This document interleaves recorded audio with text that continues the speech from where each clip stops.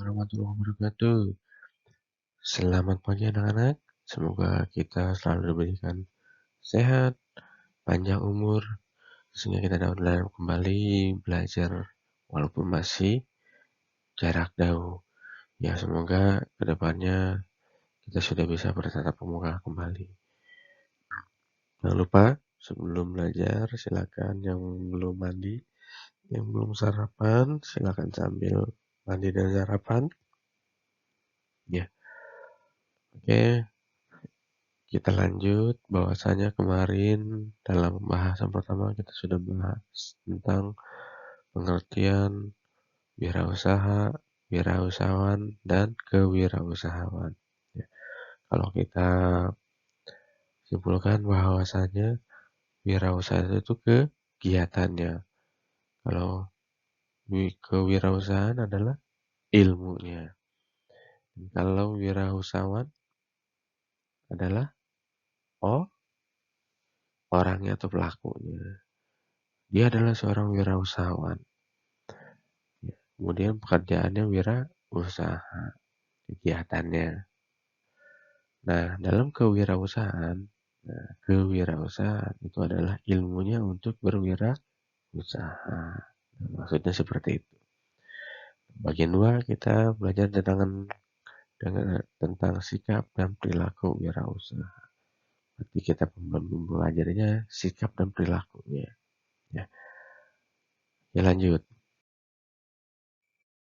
Ini ada pengertian sikap dan sikap dan perilaku, attitude, sikap, behavior, perilaku. Ya, pasti udah sering dengar ya, apa itu sikap dan apa itu perilaku. Bahwasanya garis kecilnya atau garis besarnya, bahwasanya sikap adalah tingkah laku atau gerakan, ya, kegiatannya. Sikap, tingkah laku atau gerakan-gerakan yang tampak dan ditampilkan dalam interaksi dengan lingkungan sosial yang saling berkaitan dengan perilaku. Jadi memang sikap dan perilaku itu saling berkaitan. Ya. Jadi satu sama lain.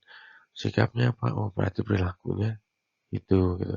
Kalau sikapnya baik, berarti perilakunya baik. Kalau sikapnya buruk, belum tentu perilakunya buruk. Ya, gitu. Kalau perilakunya baik, pasti sikapnya baik. Sepertinya seperti itu. Ya, sekarang kita kembali ke diri kita masing-masing. Kita bersikap baik nggak? Kalau kita bersikap baik, berarti perilaku kita baik. Kalau perilaku kita baik, pasti sikapnya mengikuti dengan baik. Apa? Saya mah kadang-kadang sama temen mah, ya namanya kita sama temen, ya saling bercanda, ngobrol apa baik kan gitu kan. Tapi perilaku kita baik pak.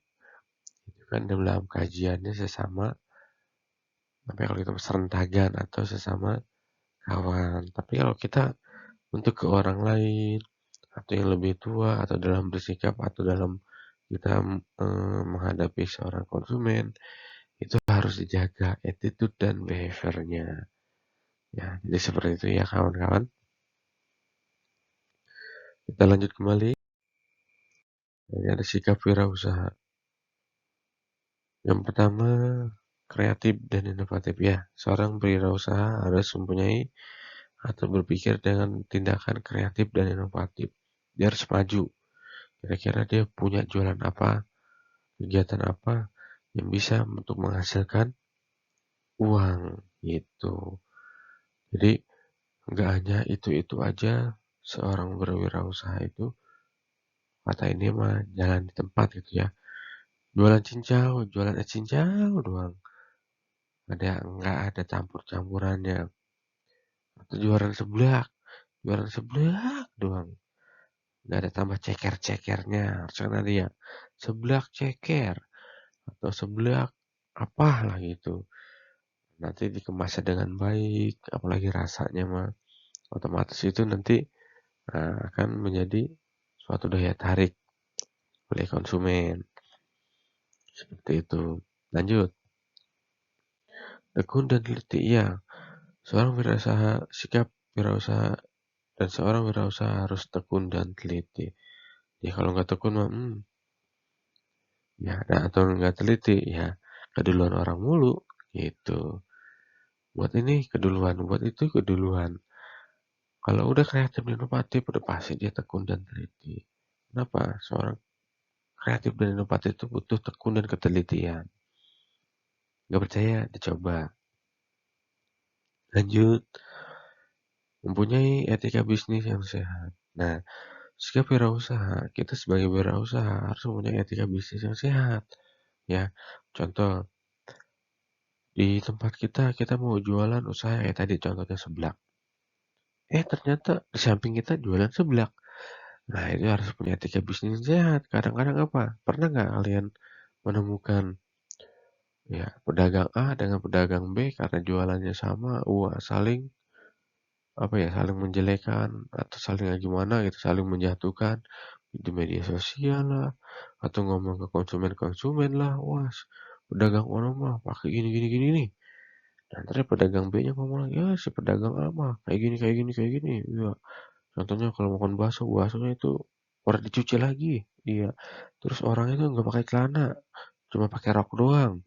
Mm-mm. Gitu ya. Ada laki suruh pakai rok. Gitu.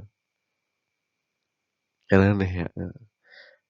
Pasti bisa, pasti kalian pernah menemukannya.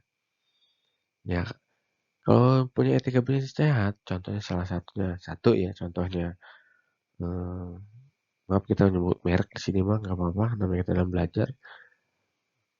Pengusaha yang mempunyai etika bisnis sehat adalah contohnya seperti ya minimarket, Alfamart dan Indomaret.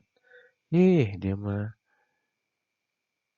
nggak pernah saling menjatuhkan, nggak pernah saling menjadikan. Intinya kalau seandainya ada Indomaret, pasti itu ada Alfamart. Sebaliknya, di mana ada Alfamart, pasti di situ ada Indomaret.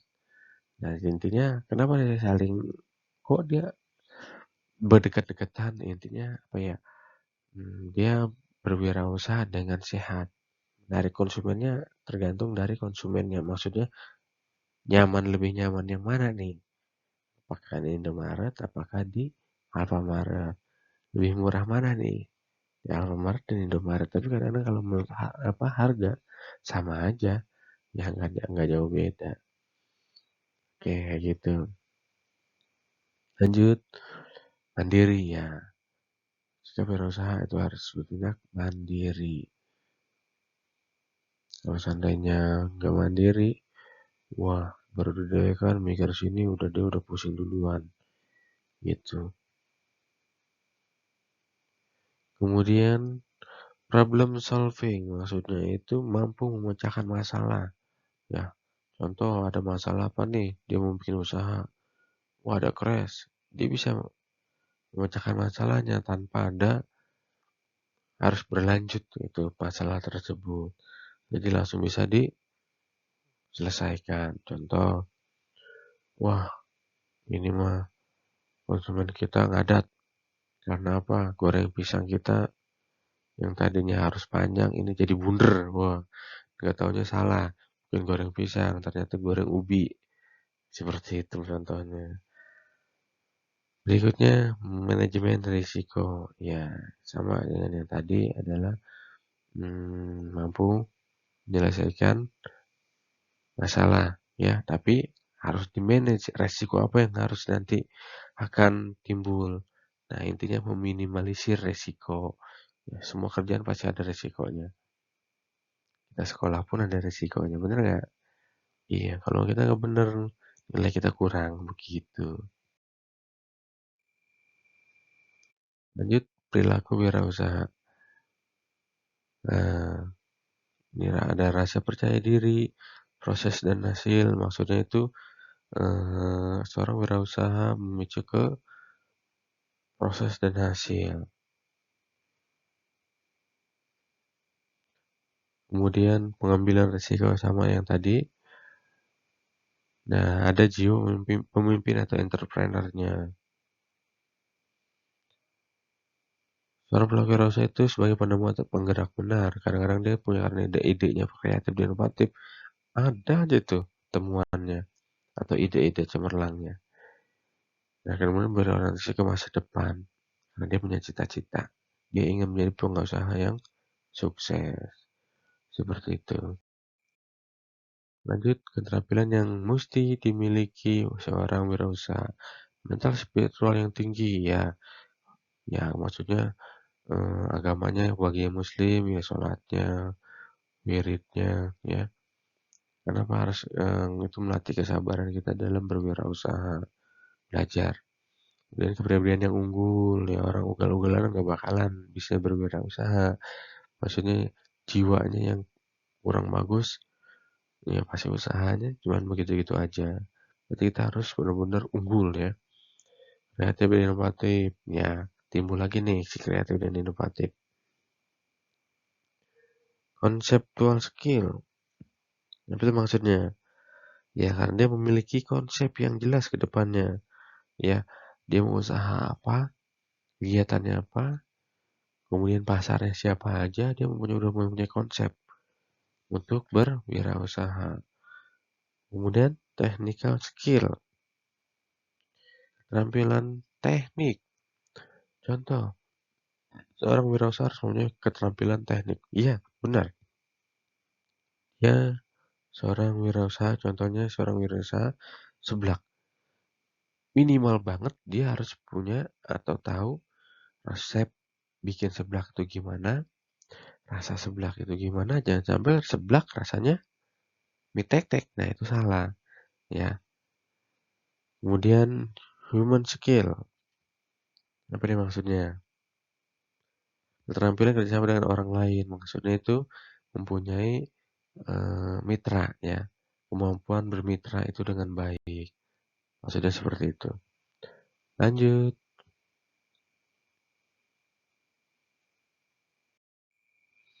Karakteristik wirausahawan. Kerja keras dan disiplin. Ya, pasti. Seorang wirausaha karakteristiknya masih mempunyai kerja keras dan disiplin dalam segi waktu, dalam segi kegigihan, ya. Pokoknya dia benar-benar disiplin. Harus bagaimananya itu terjadwal, teratur, terkontrol. Kemudian mandiri dan realistis. Ya, enggak mengandalkan orang lain tuh maksudnya pengen berwirausaha tetapi mengandalkan orang lain. Nah, itu salah. Nunggu orang lain sukses dulu baru kita mau berwirausaha. Komitmen tinggi, ya harus punya komitmen yang tinggi. Jadi, tanamkan di dalam diri kita. Kita harus punya komitmen yang tinggi. Kita harus punya wirausaha. Kita harus, kalau kata kerennya mah, gue harus punya usaha untuk mencapai cita-cita gue ke depannya akan lebih baik lagi. Seperti itu. Kreatif inovatif muncul terus. Nah, ini kreatif inovatif itu pasti muncul. Karena seorang wirausaha kalau nggak kreatif inovatif, wah udah-udahan. Gitu ya. Kemudian jujur. Jujur itu kalau emang kita dagangannya seblak, ya udah kita tulisnya jual seblak ceker. Ya, ini mah tulisan seblak tapi itunya mie ayam gitu. Jangan. Memiliki jiwa pemimpinan ya sama.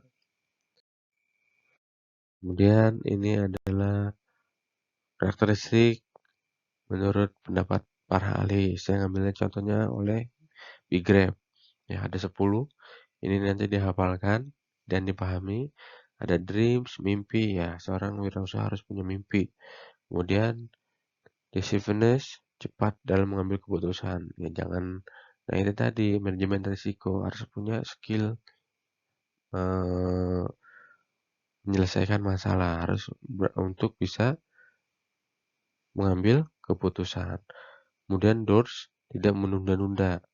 Ya, ntar ah, pengennya pengen usaha ini ntar dulu ah, gitu ya. Jangan. Kemudian determination, ketetapan hati, keteguhan hati. Kalau dia memilih dia, ya dia, jangan yang lain. Tuh ya. Ini pengen dua baik, nggak boleh. Untuk yang cowok jangan-jangan atau saya. Bercanda. Kemudian dedication, pengabdian. Ya harus ada pengabdian yang tulus. Kemudian orientasi dengan bisnisnya itu benar-benar dijalankan, jangan ke yang lain-lain dulu. Kemudian division setia. Tuh usaha aja harus setia, wirausaha aja harus setia, apalagi dengan dia. Gitu. Kemudian detail rincian. Ya harus punya konsep rincian yang jelas. Ya destinasi nasib. Ini beda lagi. Ya bahasanya destinasi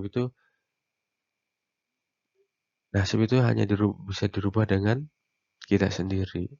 Ya udah ada dalilnya. Ya, kalau kadang kita ingin sukses, nah itu kan berarti merubah nasib. Silahkan harus ditanamkan. Kemudian dolar, uang, ya harus punya modal. Maksudnya di situ modalnya. Kemudian distribut, ya mampu mendistribusikan usahanya. Kurang lebih seperti itu. Dan perusahaan wirausaha ada menurut ini ada dua, ada pengusaha dan orientasi pengusaha dan orientasi ke produk. Ke pengusahanya, sikap jujur, disiplin, berani, menguasai bidang usahanya, prinsip manajemen usaha.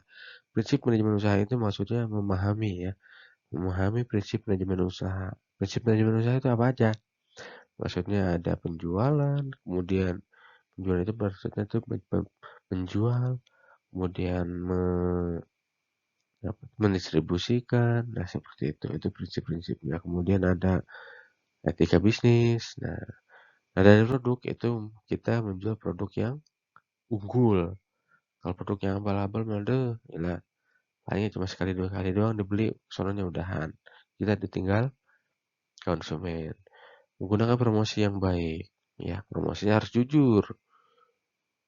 Ya, 10%. Ya, ini mah jangan ditaikin dulu ininya. Tapi rata-rata kalau promosi itu harganya udah ditaikin dulu, baru dikasih promosi ya kalau di supermarket. Nah, gitu. Kegagalan wirausaha. Nah, ini. Tidak adanya perencanaan yang matang, nggak punya perencanaan. Kemudian bahkan yang nggak cocok. Maksudnya ini menjurus ke skillnya tadi. Jadi jualan seblak tapi jadinya mie ayam. Nah itu ya. Kemudian kurang pengalaman. Ya harus banyak belajar dulu karena pengusaha juga nggak harus berpengalaman. Ya maksudnya di bidang yang pengalamannya itu di bidangnya gitu. Contoh dia punya bikin seblak. Kalau nggak berpengalaman bikin seblak ya nggak bisa. Nanti jadinya mie-mie juga. Itu maksudnya. Jadi adanya gairah berwirausaha. Males-malesan, nggak mau berwirausaha, pengennya jadi customer aja. Kemudian kurang modal, bisa jadi. Yang penting ada niat, ya. Dikit-dikit yang gede dulu. Kadang-kadang pengennya niatnya mah menggebu-gebu, udah pengen yang gede, langsung gede. Nggak juga, ya. Kadang orang yang sukses itu merintis dari kecil. Kecil, kecil, kecil, kecil, kecil, kecil. Karena manajemennya baik, nah jadi besar usahanya. Dan lemahnya pemasaran. Promosinya kurang. Tidak punya etos kerja yang tinggi, kurang rajin atau kurang giat. Lokasi yang kurang strategis. Nah, karena kita nggak punya pemetaan dalam berwirausaha. Main duduk aja. Contohnya, kita jualan seblak di musim lagi ada pandemi atau gimana gitu ya. Atau jualan es di musim hujan. Nah, itu kurang strategis dari lokasi dan situ. Oke, cukup sekian.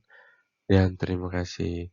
Mohon maaf jika ada kekurangan atau kecepatan. Ya, nanti kalau ada pertanyaan silakan di kolom komentar.